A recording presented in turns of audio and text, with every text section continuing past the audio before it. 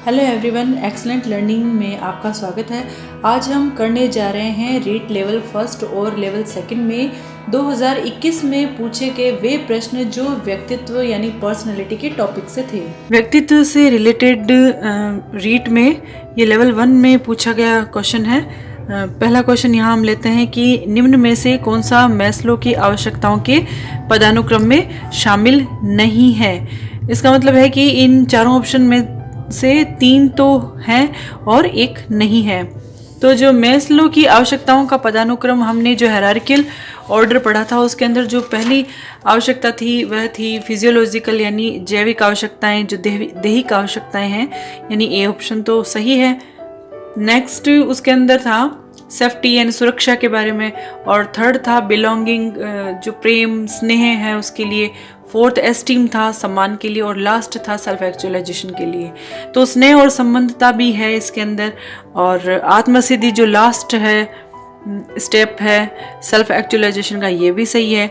यह स्टेप नहीं था व्यक्तिवाद एवं समूहवाद का, तो इसका सही ऑप्शन है बी, जो कि मैस्लो की आवश्यकताओं के पदानुक्रम में शामिल नहीं है।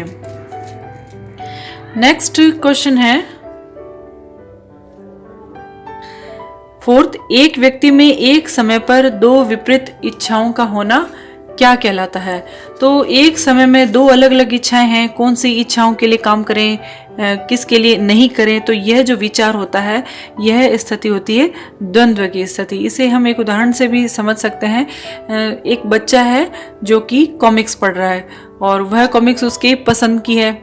तभी उसके कुछ दोस्त आते हैं और उसको कहते हैं कि बाहर चलते हैं और तुम्हारी पसंद का कोई गेम खेलते हैं। तो उस समय उस बच्चे के मन में एक अंतर द्वंद्व, एक द्वंद्व की स्थिति बन जाती है, यानी कि एक ही समय है, 2 अलग अलग इच्छाएं हैं, दोनों इच्छाएं इंपॉर्टेंट लग रही है, उसे महत्वपूर्ण लग रही है। तो यहाँ यह स्थिति जो होती है यह द्वंद्व की स्थिति कहलाती है। व्यक्तित्व का मनोविश्लेषणात्मक सिद्धांत किसने दिया था। इसमें 4 ऑप्शन दिए गए हैं। अब्राहम मैस्लो है, सिगमंड फ्राइड है, कार्ल रोजर्स है, जीन पियाजे है। इसको इंग्लिश में भी देख लेते हैं। Who propounded the psycho analytical theory of personality. Abraham Maslow, Sigmund Freud, Carl Rogers और जीन पियाजेट।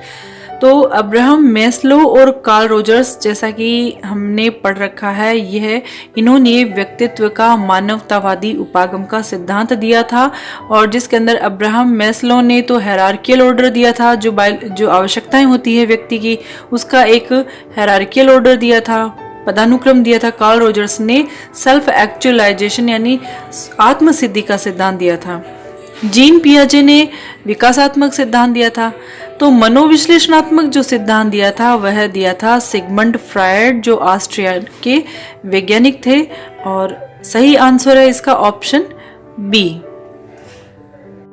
और आइए अब हम चलते हैं लेवल 2 में जो व्यक्तित्व से रिलेटेड सवाल पूछे गए थे उनको सॉल्व करते हैं।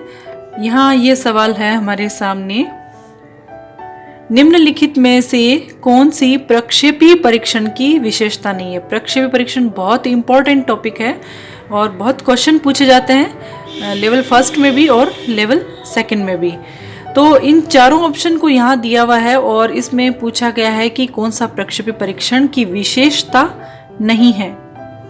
ऑप्शन ए है अस्पष्ट उद्दीपक, बी अनुक्रिया की स्वतंत्रता, सी व्यक्तिपरक प्रत्यक्षण और डी वस्तुनिष्ठ व्याख्या।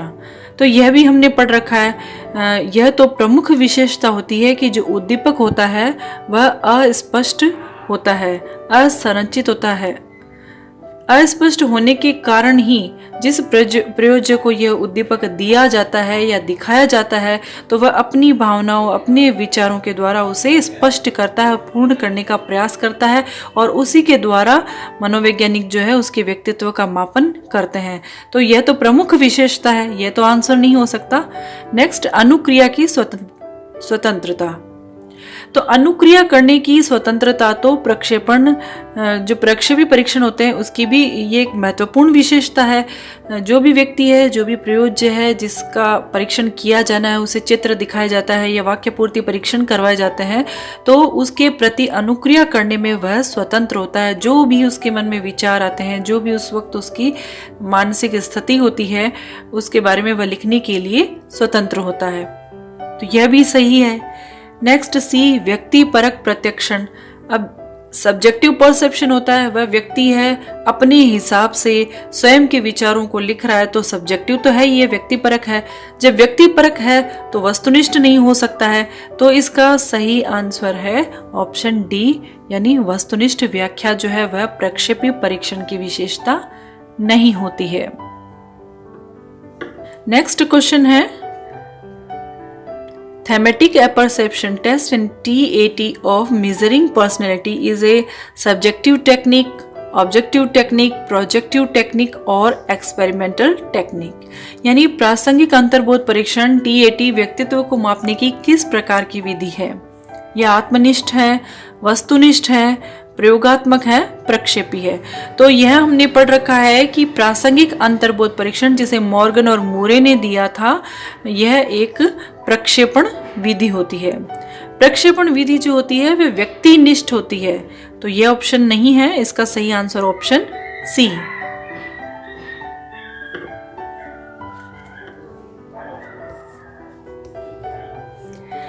नेक्स्ट आता है, सिगमंड फ्रॉइड के अनुसार अचेतन मन की विशेषताओं को ज्ञात करने की सर्वाधिक उपयुक्त विधि कौन सी है? तो सिगमंड फ्रॉइड जो थे वह साइकेट्रिस्ट थे और वे स्वप्न को जान करके उसका विश्लेषण करते थे और अचेतन मन के बारे में, अचेतन मन को समझने का प्रयास करते थे और मनोरोगियों का उपचार करते थे। तो इसका सीधा सा आंसर है कि सिगमंड फ्रॉइड ने जो अचेतन मन की विशेषताओं को ज्ञात करने के लिए सबसे अच्छी विधि बताई है वह स्वप्न विश्लेषण विधि। तो इसका सही ऑप्शन है ऑप्शन बी।